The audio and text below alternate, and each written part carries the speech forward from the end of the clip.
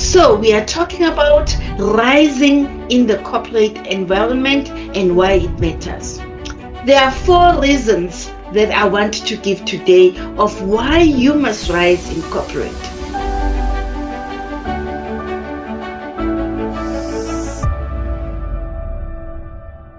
Hello, seekers of prosperity with purpose.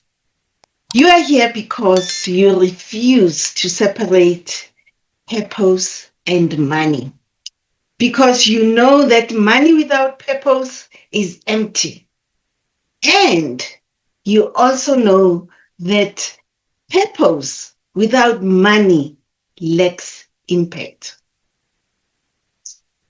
Welcome to our session. Today we are going to talk about lifting as you rise in the corporate environment. When I was writing my book, Unleash Prosperity in Africa, I realized certain things. One, that poverty is not just lack of money, it is multidimensional. I realized also that for Africa to shift from poverty to prosperity, all the pillars of society have to work and do so with integrity. Our families have to be effective. Our churches, government, our health education, our health and education, our justice system, our media, our arts and culture, all pillars of society have to be effective and with integrity.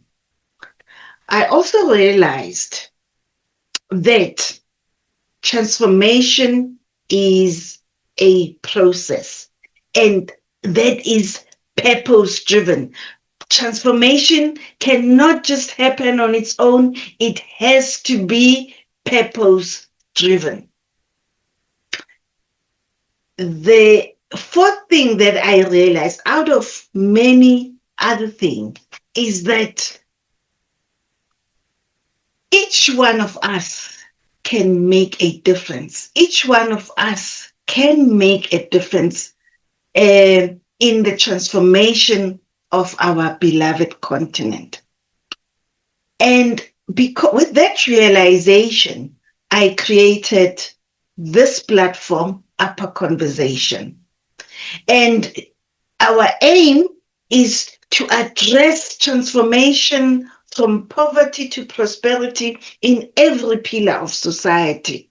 And today, the pillar that we are focusing on is corporate, the pillar of business, but in particular, the pillar of corporate. We have as our guest today, Professor Bonang Mohale, who has risen through many corporate ladders, reaching the highest echelons. He is going to talk to us about the how. But I want to start by talking about the why, because it matters for us to speak about why before we speak about how. We need to understand why it matters. So we are talking about rising in the corporate environment and why it matters. There are 4 reasons that I want to give today of why you must rise in corporate. Number 1, rise for your own benefit. The higher you go in corporate, the higher you rise in corporate, the more benefits you get. 1, your income grows, so that you can buy the house, the car you want, you can take your children to the schools that you want, you can have a quality medical aid and pension funds, and you need that financial stability, to have the sense of dignity that you want to have. In corporate, you grow in terms of skills. The higher you grow, the more the corporate is willing to invest in your development through skills, leadership development, the MBAs, and that helps you to become even more marketable. The higher you go in corporates, the more your network grows. And you know what they say about your network, it becomes your net worth. You get a lot of colleagues, mentors, sponsors, leaders who lift you up. And as they move from one organization to another, they take your name into new places. So your network multiplies and your opportunities multiply. The last reason that I want to give on rise for your own benefit, it's to rise because you can influence more. The more you rise, the more influence you have on the resources of the company, on how those resources are used. You have influence on the budgets, and you just are able to open up more opportunities for others. So rise for your own benefit. The next reason is to rise for purpose. What are you on earth for? What difference do you want to make in the world? Those are questions about purpose. We often think that purpose belongs in ministries, in NGOs, in social entrepreneurship, but purpose belongs everywhere. So you can live in your purpose zone within corporate. Professor Bonang Mohale is an example of that. He's living in the purpose zone. And living in the purpose zone, it is about alignment between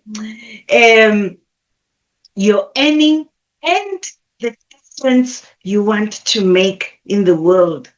It is where income, your capabilities, your passions converge with how you make a difference in the world. So rise to live in the purpose zone. The purpose zone is a zone of clarity, and clarity is power.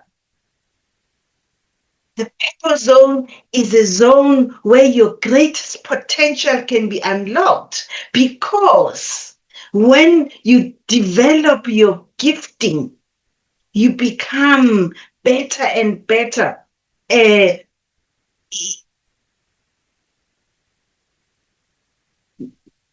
is an area of zeal, doing what you love and loving what you do. It is an area of resilience. You become more resilient when you are living in the purpose zone. Challenges do not break you. Instead, they strengthen you. So rise to live your purpose. Why does that matter? Does it matter to live your purpose in the corporate environment? Yes. The Gallup study has shown that in corporate, only about 23% of employees are fully engaged. About 60% are there. They are present, but emotionally disconnected from what they do. So you can imagine the waste of human potential, just the waste of people doing the bare minimum, just meeting the KPIs and getting the salaries, but with no passion and no commitment. So those who live their purposes in corporate, they stand out because they are making a difference. They stand out and they are promoted because they They have an influence on the bottom line, on the productivity as well as the profitability of organizations. Lastly, no, not lastly. The third one, the third reason, rise for Afriternergy. Afriternergy is a concept that I have created to speak about the maternal energy that is required to transform poverty into prosperity in Africa. We see Afriternergy in the many women who are trying to get a better future for their children. We see it in the woman who wakes up at 4 a.m. to bake amagwinya. We see it in the woman who is selling vegetables at the taxi rank. We see it in the woman who is selling cosmetics at a company, not because it's glamorous, but because they want a better future for their children. Africa has the highest entrepreneurial activity for women. Africa has Afriternergy. So rise for Afriternergy, because right now in South Africa, we have such high unemployment. We have so many young people who are unemployed. Almost more than half of young people in South Africa are unemployed. We have 10 million people living on 900 rands per month. That's the extent of poverty in South Africa. So we need to understand the context that we are in. So as we rise with an understanding of that context. That is Afriternergy. The problems that we are facing as a country and as a continent did not happen overnight. Centuries of slavery, colonization, and apartheid have had not only an economic impact on us, but they have affected us in other ways. Research, for example, tells us that a mind that is so focused on survival is unable, or rather finds it difficult, to see opportunities and seize them. It finds it difficult to innovate and to think long term. That's what research tells us. So as we rise, we need to be aware of the context that we are in and be aware that it will take sacrifice. And by the way, that is why it needs a maternal energy. And by the way, maternal energy is not only in females, it is there for everyone who is willing to do the work they need to create a better future for others.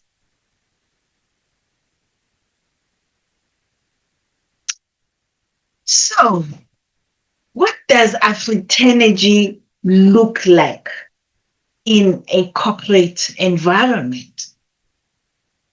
Afriternergy shows up when leaders lift as they rise, unlocking the vast potential that Africans have.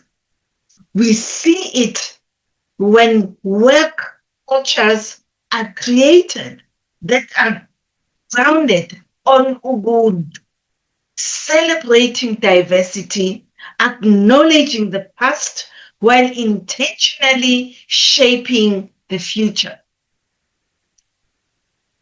We see Afriternergy in the workspace in work cultures that are entrepreneurial, that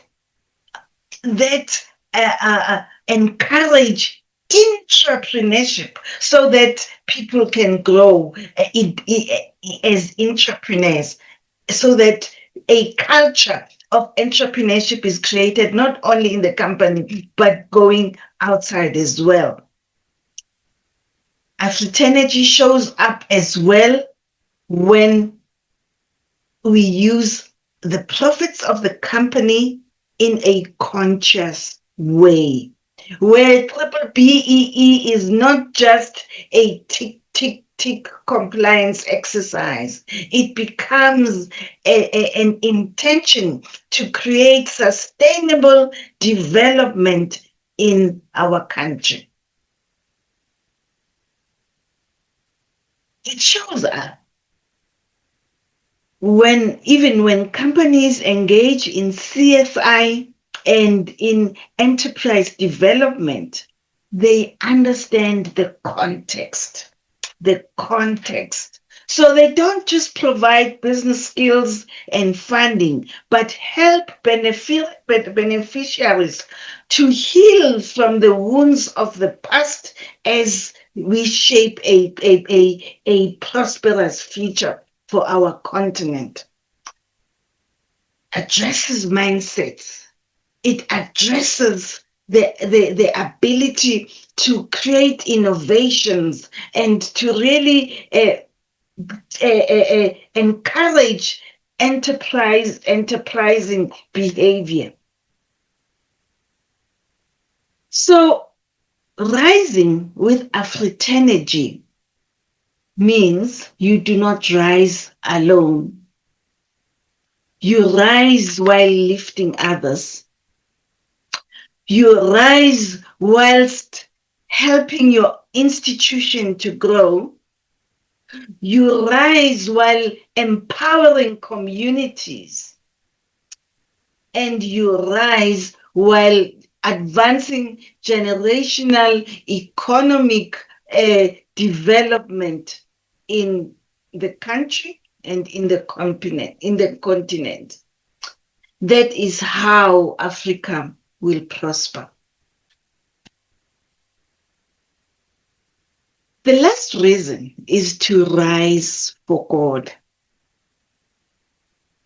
Rise for God. When your life purpose aligns with God's will, it becomes your calling. Remember, you are the light of the world. You are the salt of the earth. So rise to fulfill your divine mandate. Rise to bring heaven's values down onto earthly systems. Rise so that you brighten your corner. Rise so that when your work is done, you will hear a voice that says, "Well done, good and faithful servant. You have been faithful with a few. Come, sit at the master's table." So those are the 4 reasons to rise. Rise for your own benefit, rise to live your purpose, rise with Afriternergy, for Afriternergy, and rise for God. Those are the 4 reasons for you to rise. The future of Africa will not be built only by policies and governments or plans. It will be built by people who are willing to do the work on themselves, becoming their best selves and being willing to serve something that is greater than themselves. People who are willing to do the work required to rise. People who lift as they rise, and people who carry Afriternergy into their spaces with a divine mandate. Are you one of them?